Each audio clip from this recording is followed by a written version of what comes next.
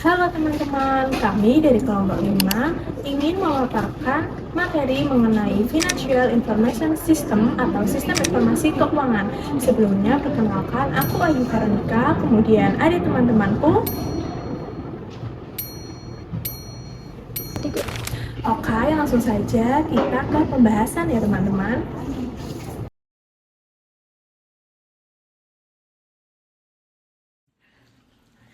Nah, sebelum kita masuk ke pembahasan apa itu sistem informasi keuangan dan bagaimana cara kerjanya, aku mau bahas dulu nih mengenai latar belakangnya. Kenapa sih topik ini penting banget untuk dibahas di era sekarang? Jadi, perkembangan teknologi informasi di era digital saat ini telah membawa perubahan signifikan dalam dunia bisnis dan juga organisasi, khususnya dalam kebutuhan akan sistem yang mampu mengolah data secara cepat, tepat, dan juga akurat. Dalam hal ini, sistem informasi keuangan memiliki peran penting sebagai alat untuk mengelola data keuangan mulai dari pencatatan transaksi hingga penyajian laporan yang dibutuhkan oleh manajemen. Informasi keuangan yang dihasilkan tentunya harus akurat dan juga tepat waktu karena menjadi dasar dalam pengambilan keputusan nantinya. Tanpa adanya sistem informasi keuangan yang baik, tentu saja pengelolaan keuangan berpotensi dilakukan secara manual sehingga dapat terjadi kesalahan pencatatan, kemudian keterlambatan laporan, dan juga kurangnya transparansi. Oleh karena itu, penerapan sistem informasi keuangan menjadi penting bagi berbagai organisasi, baik perusahaan, instansi pemerintah, maupun UMKM guna meningkatkan kinerja serta daya saing di era persaingan global. Nah, langsung saja ke pembahasan apa sih sistem informasi keuangan. Jadi, secara umum, sistem informasi keuangan merupakan salah satu bagian penting dalam sistem informasi yang berfokus pada pengelolaan data keuangan. Sistem ini dirancang untuk membantu organisasi dalam mencatat, mengolah, dan menyusun informasi keuangan secara sistematis sehingga dapat digunakan dalam proses pengambilan keputusan. Kemudian ada pengertian sistem informasi keuangan menurut para ahli. Yang pertama yaitu menurut Romney and Steinberg tahun 2021, sistem informasi keuangan merupakan bagian dari sistem informasi akuntansi yang berfungsi untuk mengumpulkan, mencatat, dan mengolah data guna menghasilkan informasi yang relevan dan dapat diandalkan.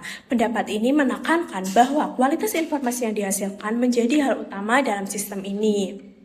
Sementara itu, menurut Susanto 2017 menyatakan bahwa sistem informasi akuntansi adalah suatu sistem yang digunakan untuk mengolah data keuangan menjadi informasi yang bermanfaat bagi pengguna, baik internal maupun eksternal organisasi. Hal ini menunjukkan bahwa sistem informasi keuangan tidak hanya berfungsi sebagai alat pencatatan, tetapi juga berfungsi sebagai sarana komunikasi informasi keuangan.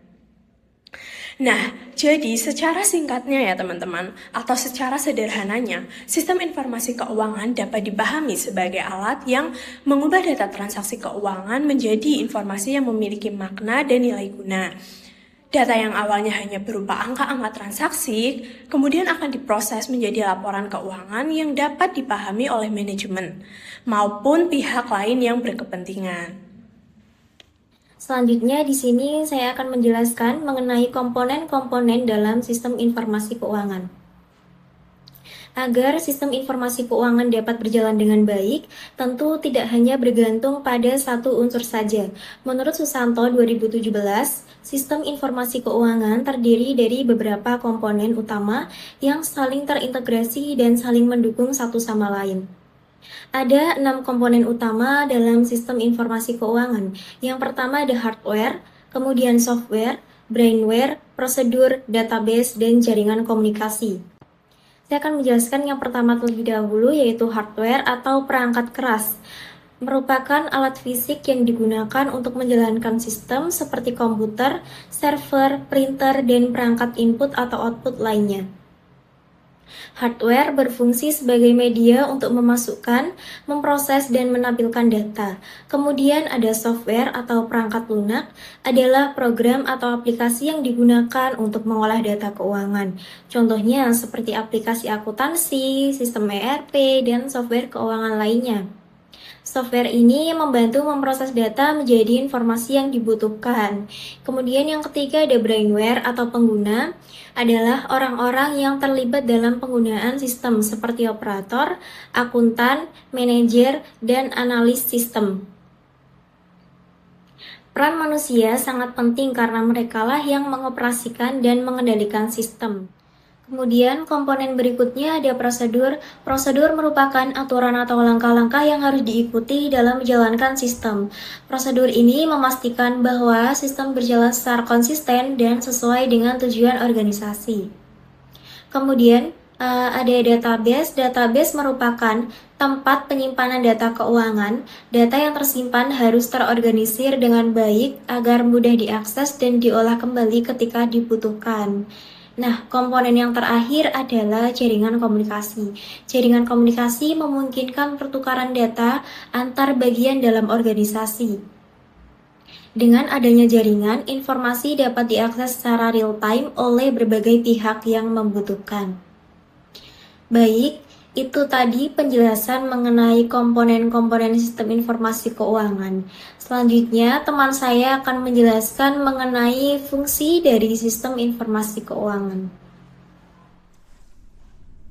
Selanjutnya, saya akan membahas mengenai fungsi FIS. Yang pertama ada mencatat seluruh transaksi keuangan, mengolah data menjadi laporan keuangan, menyediakan informasi untuk pengambilan keputusan, mendukung pengendalian internal, dan menyimpan data keuangan secara sistematis. Kemudian, saya juga akan membahas mengenai manfaat FIS. Yang pertama ada meningkatkan efisiensi kerja, yang kedua ada mengurangi kesalahan agar lebih akurat, dan yang ketiga ada menyediakan informasi secara cepat, tepat waktu. Yang keempat membantu pengambilan keputusan yang lebih baik, dan yang terakhir meningkatkan kinerja pengelolaan keuangan. Selanjutnya saya juga akan membahas mengenai cara kerja FIS. Yang pertama ada input atau pengumpulan data. Jadi data diambil dari transaksi keuangan, contohnya penjualan, pembelian, gaji, dan pembayaran. Data dimasukkan ke sistem. Yang kedua ada proses atau pengolahan data. Data diklasifikasikan dan dihitung, diproses oleh software akuntansi, diubah menjadi informasi yang bermakna.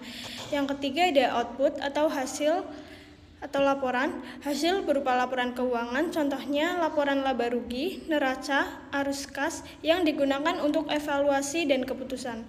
Yang keempat ada penyimpanan data. Data disimpan dalam database, bisa diakses kembali kapan saja, memudahkan pencarian data. Terus yang terakhir ada pengendalian atau kontrol.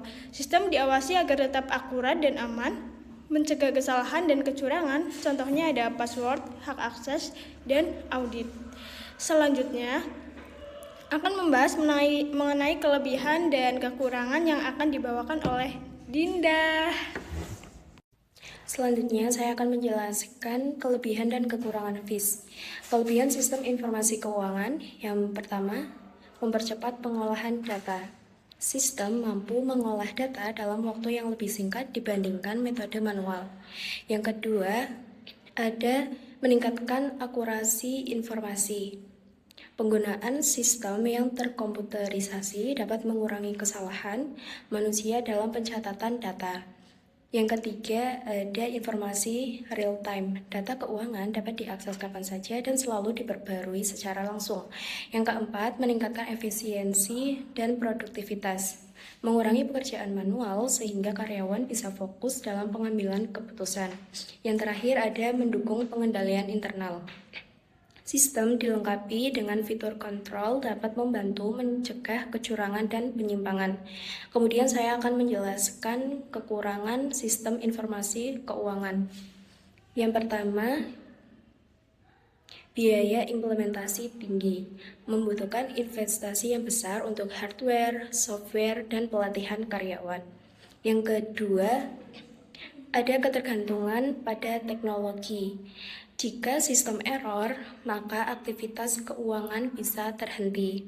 Yang ketiga, risiko keamanan data. Data bisa diretas atau bocor jika sistem keamanan kurang kuat. Yang keempat, membutuhkan sumber daya manusia yang kompeten. Pengguna harus memiliki kemampuan teknis agar sistem berjalan optimal.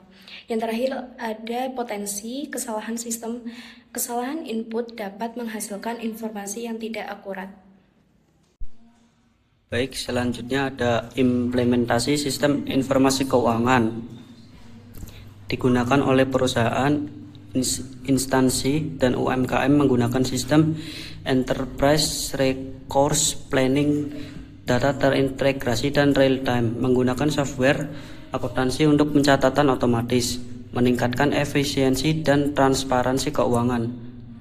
Berikut ini ada contoh perusahaan menggunakan ERP untuk memantau keuangan secara real time. UMKM menggunakan aplikasi akuntansi untuk mencatat transaksi harian. Instansi menggunakan sistem keuangan untuk laporan yang lebih cepat dan akurat.